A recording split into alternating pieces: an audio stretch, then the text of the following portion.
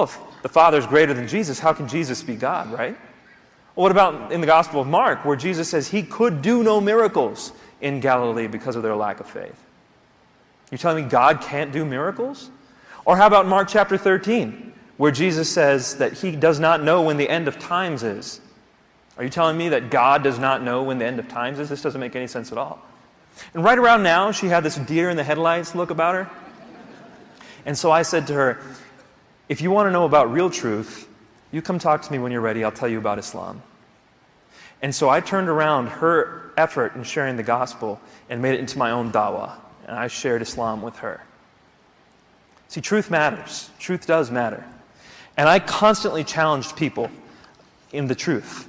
And it wasn't until I met somebody in college that I had a fair response. This was my first year in college, 2001, Old Dominion University in Norfolk, Virginia.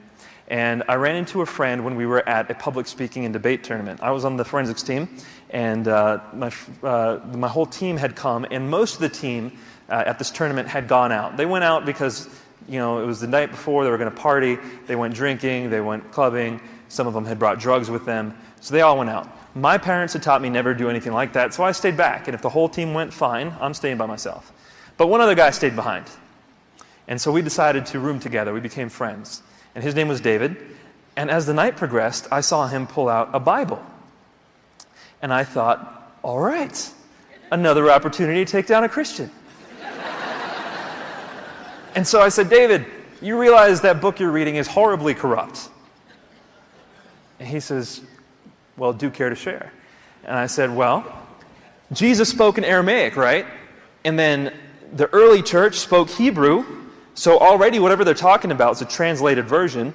But then the whole New Testament is written in Greek. So you've got a translation of a translation by the time you get to the New Testament. But not only that, the main Bible, the one that the church used for the longest period of time, was the Vulgate. It was the Latin version. For over 1,000 years they used the Latin version. So you got a translation of a translation of a translation. And then from Latin it went to German, and from German is where it came to English. And that's why you have the ESV, the NIV, the NASB, the who knows what V. You got so many Vs, you don't know which one of them is the Word of God. And David said, Nabil, let me tell you something.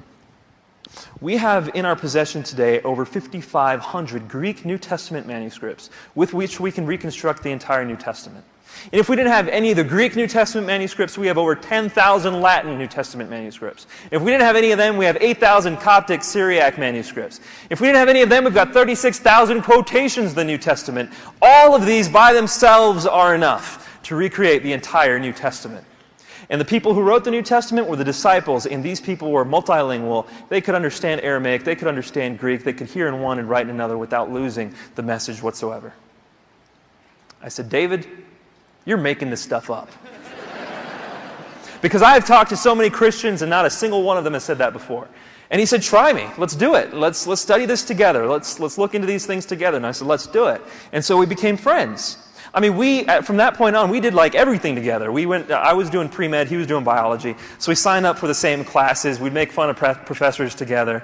We would study for tests together. We took chemistry together. I mean, we did everything together. And in that context of friendship, I know he's going to take a bullet for me if the time ever arises, and I would do the same for him.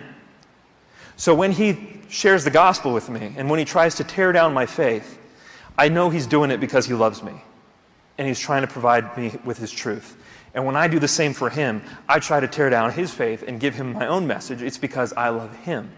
See, in the context of friendship, you can accomplish a lot. You can really challenge one another. So we did. I came to a quick realization that there are 3 things that I would have to investigate if I were going to look into the Christian message. And those 3 things are, number 1, whether Christ is Lord. Number 2, whether he died on the cross.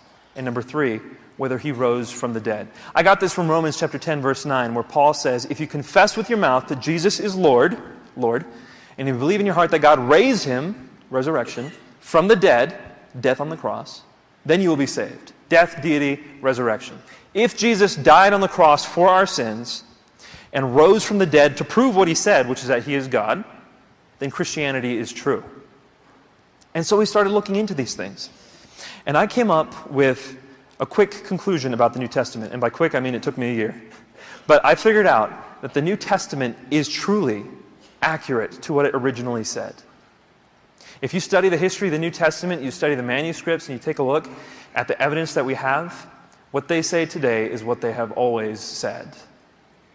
Well, I turned to David and I said, all right, David, we have the New Testament message here. It's still accurate to what it says, but it doesn't look like Jesus claims to be God anywhere in there. Where does he claim to be God? It took me a while, but I began to realize that when I read the New Testament the way it's supposed to be read, from the perspective of those who understand the Old Testament, then Jesus very clearly claims to be God.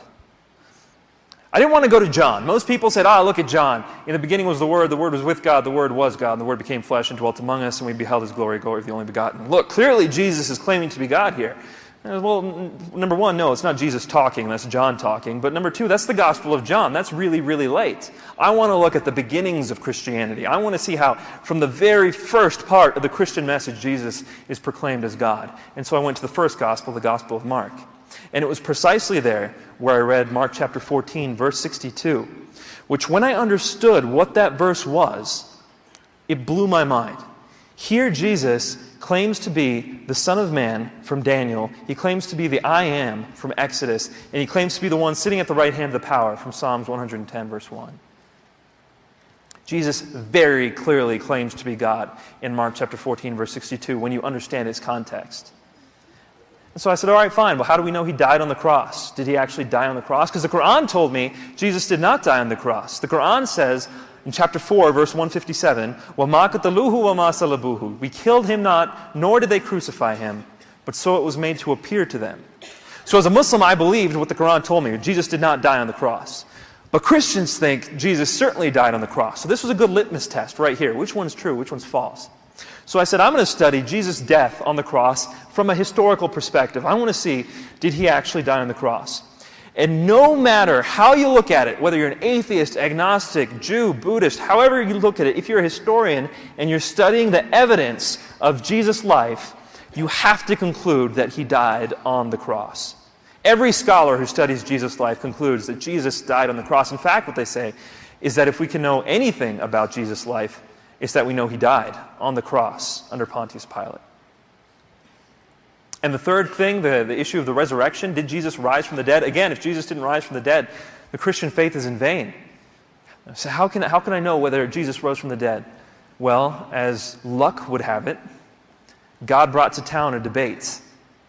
It was a debate on whether Jesus rose from the dead. It was between a Christian named Michael Licona and a Muslim, Shabir Ali, both very respected in their fields. And as I was watching the debate, I was still a Muslim. As I was watching the debate, I concluded that the Christian case was far stronger. And I'm not the only one who concludes that. The argument that he uses, the minimal facts argument, an atheist by the name of Michael Martin, he's a very well-known atheist philosopher, says that the minimal facts defense for the resurrection is the strongest defense for the resurrection that has ever been provided in history. And so I stepped away from the evidence. I said, let me back it up. What I believe truly does matter. I want it to be true. Let me take a look at this. I began to realize that the case for Christianity was very, very strong. But I didn't accept it. And this is hard to explain, but the reason I didn't accept it was because of subconscious factors. There was a lot I would have to give up if I were to become a Christian. I didn't realize this. This wasn't at the tip of my head. But there was a lot I was going to have to give up. And the biggest one, right? Chapter 5, verse 72 of the Quran makes it very clear. If you believe Jesus is God, you are going to hell. Chapter 5, verse 72 of the Quran is classified as the only unforgivable sin. Shirk. Believing someone other than Allah is God. And the example that's given there is Jesus. So if I'm wrong about this, I'm going to hell. Forever.